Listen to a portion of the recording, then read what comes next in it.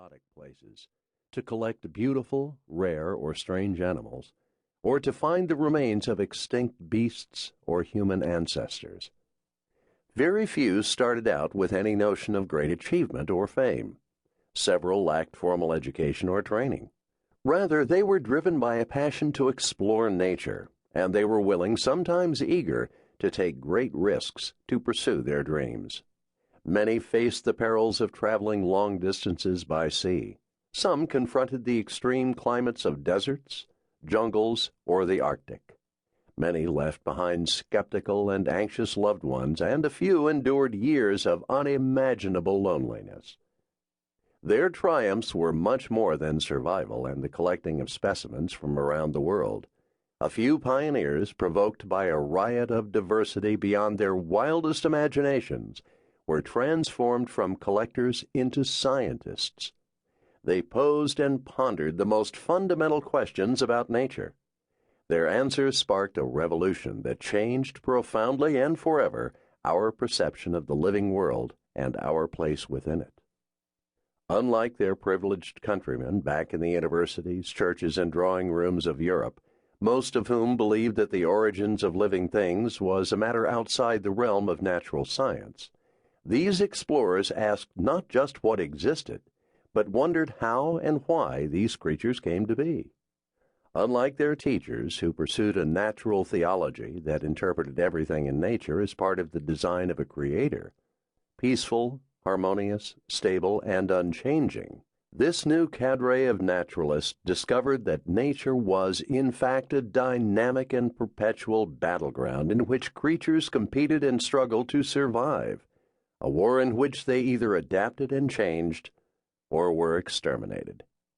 Unlike their predecessors, who explained the distribution of living species in the world much as one would the instant and premeditated placement of pieces on a chessboard, these naturalists discovered that the world and the life it contained had a very long history that shaped where various plants and animals were found across the globe.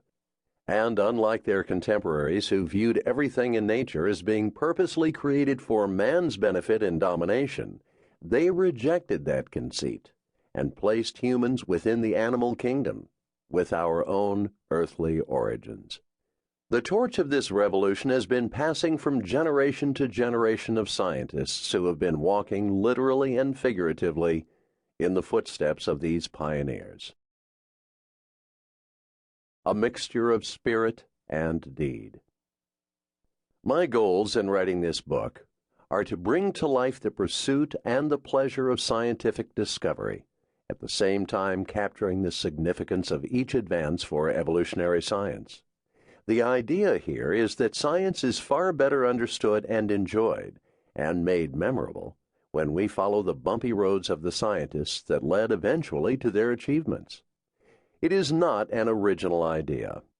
Like the naturalists described here who trod in their predecessors' footsteps, I am following the lead of authors such as Paul de Cruyff, microbe hunters, and C.W. Serum, gods, graves, and scholars, whose works brought the passion and excitement of the glory days of microbiology and archaeology, respectively, to many readers.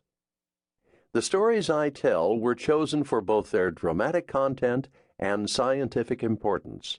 I have, I confess, cherry-picked the rich lore of natural history for the best of the best. Serum described adventure as a mixture of spirit and deed. These stories are intended to capture those two elements in a compact form. They are crafted for enjoyment, not as scholarly biographies or histories of science. I have not delved into the biographical depth that would be necessary in full-length treatments.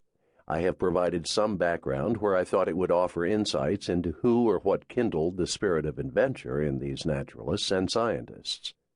Wherever possible, I relied on field notes, journals, expedition reports, and other first-hand accounts, because they tend to contain the person's thoughts and reactions at critical moments.